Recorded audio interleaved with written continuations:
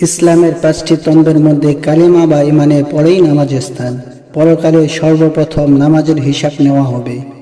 কুরআনুল কারীমের আলোকে নামাজ না পড়ার শাস্তি। পবিত্র কুরআনে আল্লাহ তাআলা নামাজ ত্যাগকারীদের পরিণাম সম্পর্কে স্পষ্ট সতর্কবার্তা দিয়েছেন।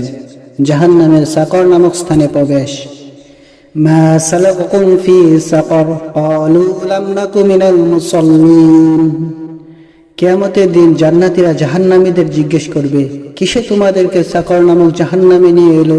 তারা বলবে, আমরা নামাজ পড়তাম না। সূরা আল মুদ্দাসির 74 নম্বর সূরা, আয়াত 42-43। ফাওয়াইলুল লিল মুসাল্লিন আল্লাযীনা হুম আন সালাতিহিম সাহুন। সুতরাং সেই নামাজীদের জন্য দুর্ভোগ, ওয়াইল নামক জাহান্নাম, যারা তাদের নামাজে অমনোযোগী। সূরা আল মাউন 107 নম্বর সূরা, আয়াত 4-5। একটু কল্পনা করুন, জান্নাতীরা যখন জাহান্নামীদের জিজ্ঞেস করবে, আপনারা কেন এখানে? তারা চুরির কথা বলবে না, মিথ্যার কথা বলবে না, প্রথমেই বলবে, আমরা নামাজ পড়তাম না। এর মানে হলো, একজন মানুষ অন্য সব দিক থেকে ভালো হলেও কেবল নামাজ না পড়ার কারণে সে চিরস্থায়ী কষ্টের জায়গায় নিক্ষিপ্ত হতে পারে। নামাজ আল্লাহর সাথে বান্দার সরাসরি সংযোগ, আর সেই সংযোগ বিচ্ছিন্ন করাই হলো ধ্বংসের মূল কারণ। সূরা মারিয়াম আয়াত 59, এতে আল্লাহ তাআলা বলেছেন, ফাখলাফা মিন বা'দিহিম খলাফুন আদাউস সালাত ওয়াত্তাবাউশ শাহাওয়াতি ফাসাউফা ইয়ালকাউনা গায়্যা।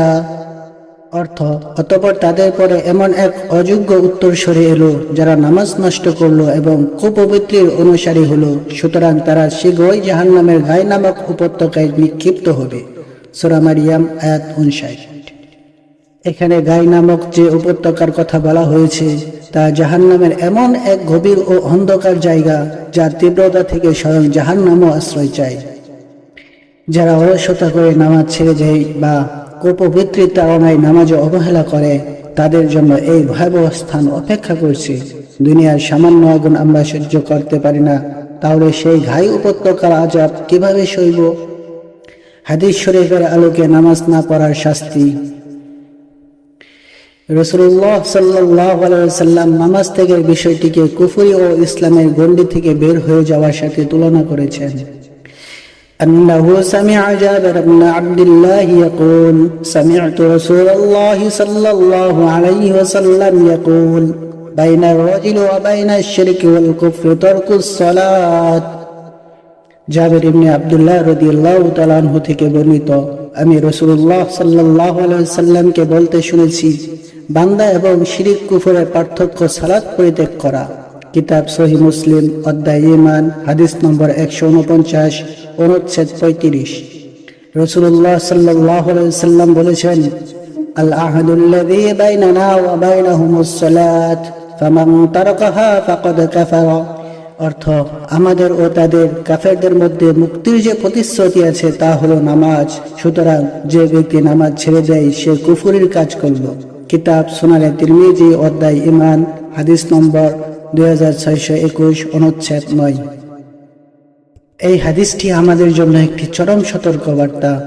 একজন মুসলিম এবং একজন অমুসলিমের মধ্যে বাহ্যিক প্রধান পার্থক্যই হলো নামাজ। আমরা মুখে নিজেদের মুসলমান দাবি করছি, অথচ আমাদের কপাল আল্লাহর সেজদায় অবনত হচ্ছে না। এর চেয়ে বড় আক্ষেপের আর কিছু হতে পারে না। নামাজ না পড়া কেবল একটি ভুল নয়, বরং এটি ঈমানকে নড়বড় করে দেয়। নবী করিম সাল্লাল্লাহু আলাইহি ওয়াসাল্লাম বলেছেন, মান তারাকা সালাতাল আসর ফাকাদ হাবিতা আমালুহু। অর্থ, যে ব্যক্তি আসরের সালাত ছেড়ে দেয় তার আমল বিনষ্ট হয়ে যায়। কিতাব সহিহ বুখারী, অধ্যায় সালাত, হাদিস নম্বর 553। রাসূলুল্লাহ সাল্লাল্লাহু আলাইহি ওয়াসাল্লাম বলেছেন, ইন্না আউওয়ালা মা ইউহাসাবুন নাসু বিহি ইয়াউমাল কিয়ামাহ মিন আ'মালিহিমুস সালাত। অর্থ, কিয়ামতের দিন মানুষের আমলসমূহের মধ্যে সর্বপ্রথম তাদের সালাত সম্পর্কে হিসাব নেওয়া হবে। কিতাব সুনানে আবু দাউদ, অধ্যায় সালাত, হাদিস নম্বর 864, অনুচ্ছেদ 149। আমরা সারাদিন অনেক নেক কাজ করি, মানুষকে সাহায্য করি, দান সদকা করি, কিন্তু রাসূল সাল্লাল্লাহু আলাইহি সাল্লাম সতর্ক করেছেন, যদি নামাজই না থাকে তবে অন্যান্য আমলও অর্থহীন হয়ে যেতে পারে।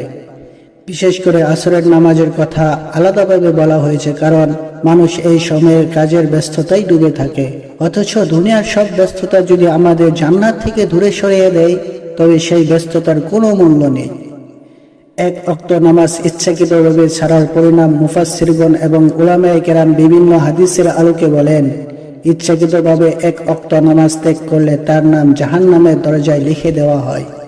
প্রিয় দর্শক, এতক্ষণের আলোচনা থেকে আমরা বুঝতে পারলাম যে নামাজ কেবল একটি ইবাদত নয়, বরং এটি পরকালে আমাদের মুক্তির একমাত্র চাবিকাঠি। আমরা হয়তো অনেক পাপ করেছি, অনেক নামাজ কাজও করেছি, কিন্তু মনে রাখবেন, আল্লাহর রহমতের দরজা এখনো খোলা আছে। আজই এই মুহূর্ত থেকেই সিদ্ধান্ত নিন, অতীতে যা হয়েছে তার জন্য আল্লাহর কাছে আন্তরিকভাবে তওবা করুন, চোখের পানি ফেলুন।